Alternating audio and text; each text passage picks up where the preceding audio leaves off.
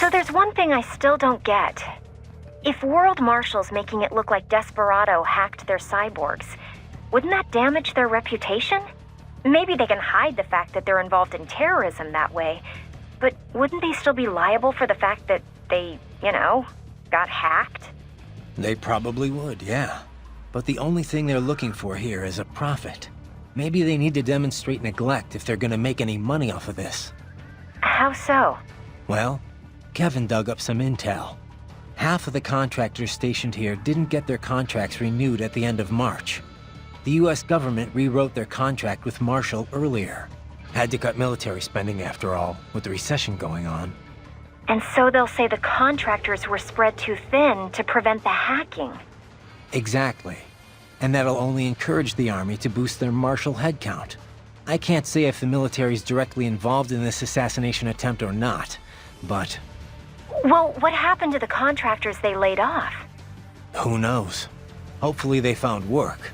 But work like that isn't exactly easy to come by. Ever since the war economy died down, after the Patriots, life's been pretty much hand-to-mouth for a lot of contractors. Huh. And you put it that way, I can almost understand what Sundowner was saying. Yeah, but starting a war just to boost your profits? That's crazy, Courtney. If there's no work for contractors out there, it's time to find another industry to work in. Not that I have any right to say that, but... Oh, come on, Raiden. Maybe you like to fight, sure, but you're not that... twisted. Yeah, well, in any case, I better get to work. Raiden out. In Pakistan already, and so quickly. Ah, science never ceases to amaze me. When it's for peaceful purposes, you mean? Well, yes, of course. Of course. I must say, though, the engineer behind that RLV craft looked rather young to me. Yeah, a gifted kid, you might say. I would love a chance to meet her sometime. Why? What would you say to her? Oh, I don't know. It's always just such a stimulating experience. Speaking with scientists from fields other than mine, that is. It often leads to all sorts of new insights, new ideas to work with. And speaking of that, I've yet to meet Dr. Emmerich, too. I doubt you two would get along, actually. Oh, you think so? Anyway, how are the brains doing? Oh, just fine. Safe and sound in Mexico. Now I just have to get them loaded and en route to Germany. Of course, the real challenge will come after that, I suppose. Yeah. We'll get there when we get there. Indeed. Indeed. Do be careful in the meantime. Hey, Wolf. What did you and Sam talk about before we fought? Nothing of note. He was not one to reveal himself to others. All right. You don't have to tell me. Raiden, I do not feel good about this. Do not allow yourself to be caught off guard. Duly noted. How was the ride? Hey, Sonny. Fine, thanks. Though I wouldn't call it the smoothest ride ever. You sure that thing's really airworthy? Well, what do you expect? You're traveling at a few dozen times the speed of sound. I mean, she operates well within all the projected margins of safety, so yes. We'll have to work on the turbulence levels a bit before we can take tourists on it. But come on, you really can't complain. So, it's meant mainly for cargo at the moment? We got a contract with COTS, NASA's Commercial Orbital Transportation Services. Mostly handling space deliveries, that kind of thing. We also joined the C3PO, the Commercial Crew and Cargo Program Office's passenger transport program. So soon we'll have private spacecraft bringing crew to the International Space Station. Wild times we're living in. Well, the space race has been over for decades now. It's no longer something countries engage in for vanity's sake. Still, lots of people are starting to see the industrial value of zero-gravity experiments. Plus, the costs are getting lower and lower with each passing year, to the point where we'll have a serious space tourism industry before long.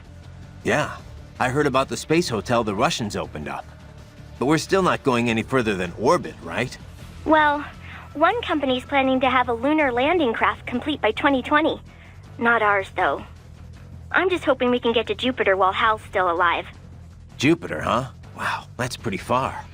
Oh, hey! How did Earth look from up there?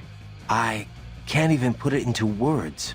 I know I was still under the Kármán line, but it looked exactly like every satellite photo of Earth I've ever seen. No borders, no nothing. Just a whole lot of blue. Hopefully next time around I can take my time and enjoy it. Yeah. But first things first, you know? Yep. Well, good luck, Jack. Raiden.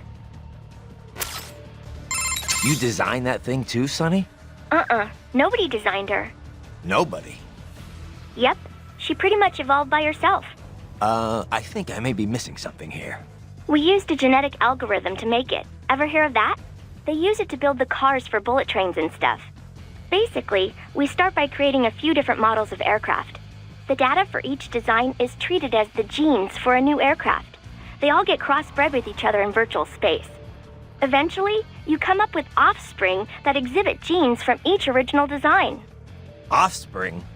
You know, children. Each child then competes with the others for survival in the virtual space. The kids that have the best aerodynamic traits survive and pass on their genes, creating the next generation of aircraft. You get this sort of gene-based evolution across generations, like animals in real life. I'm having a hard time imagining aircraft having kids like that. Anyway, what's with the two wings on the top and the bottom? Oh yeah, the swept wings? They're set up so that the sonic booms they create wind up bashing against each other, cutting down on shockwaves. The idea has been hard to implement due to issues with elevation and wingtip treatment, but thanks to the genetic algorithm, the RLV worked out all the problems herself. Herself, huh? Makes it sound like you're more breeder than designer. So what happened with the RLV after it dropped me off? Running on autopilot, she'll circumnavigate the Earth and head back. Wow, a trip around the world, huh? That's the sort of distance you need to reach orbital velocity. She had to lower her altitude pretty drastically to drop the landing craft. So getting back up for her was a pretty rough trip. Rough? How? In terms of damage to the craft, I mean. Running in ramjet mode helps conserve fuel a lot, so she's good there, but yeah. Sorry about that. Oh, no. All in the name of peace, right? Besides, it made for a good load experiment. I'm kind of surprised it actually worked, actually. What? Oh, I'm just teasing. Don't be so serious. So what kind of engine is this LACE thing? It's short for Liquid Air Cycle Engine. A LACE uses liquid hydrogen to chill and liquefy the oxygen in the air. The reaction between the liquefied hydrogen and oxygen creates propulsion. On this RLV, the LACE is combined with ramjets for maximum efficiency. Once the solid rocket boosters lift her off and bring her to Mach 3, she switches to ramjet propulsion mode. In the meantime, she's taking in and liquefying oxygen from the air. Once there's enough, the LACE is ignited. If it wasn't for that hybrid engine, it would have been pretty rough for an RLV to pull that trick that it did. You know, lowering its elevation just long enough to drop a landing craft. Well, I'm impressed. If it wasn't for you, I'd still be on your side of the world. And I wouldn't even be here if not for you. Don't forget that, okay? A lot of people appreciate what you've done for them. I'll try not to.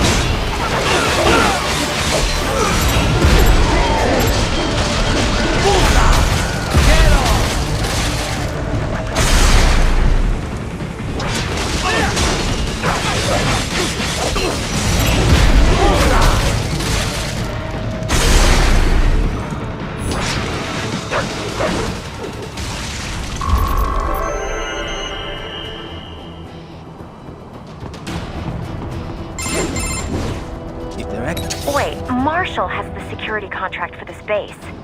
Why would they have their cyborgs set to the same illegal exif code as Desperado? It's evidence against them. No, it's their alibi. They're making it look like Desperado hacked their soldiers on sight, because everyone knows Desperado has a contract with... The Pakistani rebels. But if we go public with the Desperado-Marshall connection... Won't matter. Not when they've got this nice big foreign threat all cooked up and ready to serve. The media and the public won't be able to resist. Remember WMDs in Iraq? Damn it, you're right.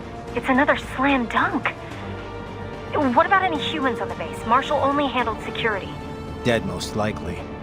Or brain-jacked, if they needed them to keep up appearances. They'd never publicized what airport the president was flying into, not in this region. And almost no one would have access to an outside line for security reasons. It wouldn't be difficult to keep things hush-hush. At least until Air Force One arrives. I'm heading for the control tower. If I can destroy the antenna array, the US military will know something's wrong. Good idea. Be careful. Sam's gone, and I blew the winds of destruction away. I'll be fine.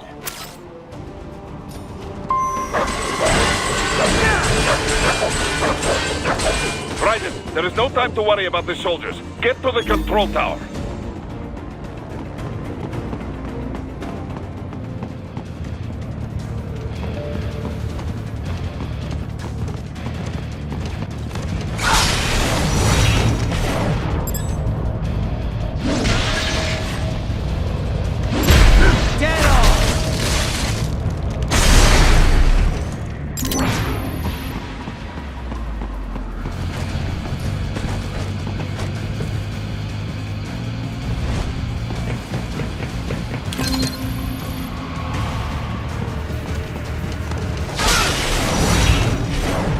Nice move, Raiden.